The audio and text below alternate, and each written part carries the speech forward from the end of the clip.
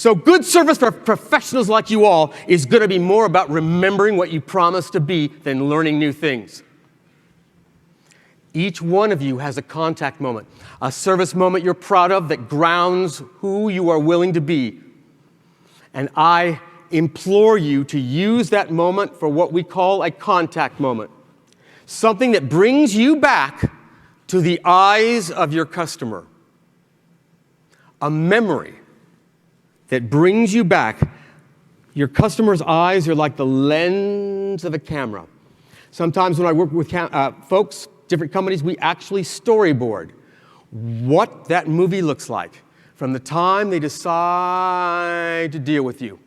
What memory do you have that will bring you back to their eyes? You've got one. The one I would always use. I would remember being these kids. When I was a little boy, before we moved to LA, we lived in a small agricultural community. The tallest building was a grain drop. I didn't see very much.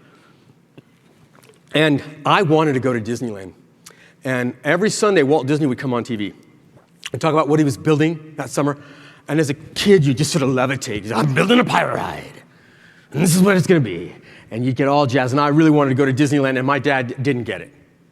He didn't understand why anyone would spend hundreds of dollars, drive hundreds of miles to sit in a teacup. He didn't get it. So what he would say to me, a little boy, he'd say, you know what? The boss won't give me the time off. The boss won't give me any time off. One of these days, the boss will give me time off, and we'll make a trip to Disneyland. Now, I was not a stupid child, and there were a lot of stuffed pheasant all over our house. My dad did a lot of hunting. So I figured time off must be available because there was certain taxidermy all over the place. So the year that I was 7, about to be 8, the company my dad worked for had a huge Christmas party. He worked for a large bottling company. And I knew the guy that owned the company. I'd seen him before. So I marched right up to him in my little red bow tie. And I go, hi, I don't know if you know, but I'm going to be 8 this year. And I still haven't got to Disneyland. And my dad says that the reason that we can't go to Disneyland is because you won't give him the time off. So I was wondering maybe this year you could give my dad some time so he could take me and my little brother to Disneyland. And this guy got a funny look on his face. He'd had a few drinks already by this point, and he picks me up, throws me high in the air, he catches me, lands me on his knee, then he looks around the room, and he calls my dad over. And my dad walks up like, oh no. There I am sitting on his boss's knee like a ventriloquist dummy, and he knows it's not going to be good. And he walks up, and the boss goes, so let me get this straight. Your boy here hasn't been to Disneyland, and it's my fault. Is that about it? My dad just goes ashen white. And the guy goes, I don't think that's fair. I give you weekends off. I've taken my kids to Disneyland. Larry, John, we've all taken our kids to Disneyland. Next year when we have this party, I want to hear that these boys have been to Disneyland. So we leave the party, and my dad is real unhappy. But broke, because it was no time at all before my mom had us all brill creamed up in matching Sears and Roebuck outfits in my dad's blue Plymouth Valiant, making the 4-hour drive to Anaheim. Now, I was hyperactive clinically as a child. Just pre-Ritalin, you know. And I've seen the 8mm movies of me meeting Mickey Mouse. I'm one of those kids. Bless my parents. So we go, and my dad starts to have a good time. He starts to enjoy Disneyland, and he takes me by the hand. And we walk into this theater called the Golden Horseshoe Revue.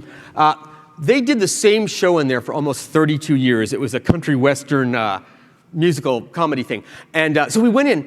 I'd never been in a theater, and I'd never seen any live. This was a lot of new data. And I'm watching this, and all of a sudden, this guy, Wally Bogue, he did the show for over 30 years. He comes from the back, and he starts doing his show. And he was a vaudevillain. He was really adept at his job. And in the middle of his act, he'd find some kid out of the audience, point, and bring him up on stage. And I was in the right place at the right time. He points to me, and this little hyperactive mess comes walking up on stage. And I do exactly this. Nothing. And he's, and to this day, I remember standing there And nobody had told me how hot the light would be, or that you wouldn't be able to make out any of those people. And to this day, I remember being there, 8 years old, standing in this light, mesmerized by the dust particles in my own world. Then he did something very profound I'll never be able to thank him for. He bent down, took my little hand in his, and 3 times applied pressure, gently but firmly. 1, 2, 3. And then he made this sound and this gesture. And when he did that, he grounded the moment we were sharing, and I took a breath.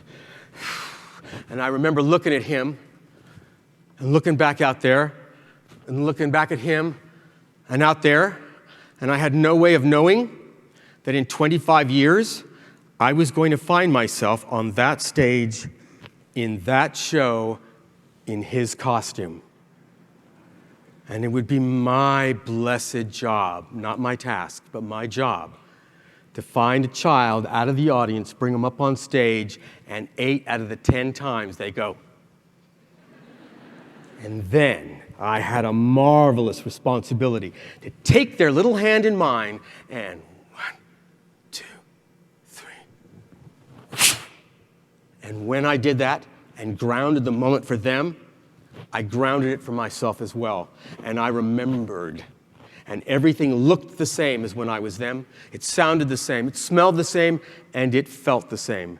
And I knew the only way to keep it was to give it away every time. Because I had no idea which kid would remember, which would forget, or in 40 years, which one might be standing in front of y'all saying, there was a time some little guy held my hand on stage and it changed my life. I didn't, and that meant I had to give it away every time. Every time. Not just to define Disney, or the guest experience, or Michael Eisner's bonus. I had to do it because that's what I owed myself. I knew that one day I would not have that gig, and I deserved to take with me everything that I provided, and to do that, I had to remember what it was, what it looked like, sounded like, smelled like, and feel like. And when I would remember the most important thing in the service industry. Ladies and gentlemen, service is indeed a superpower because, in closing, as I said, great service will always serve the server first.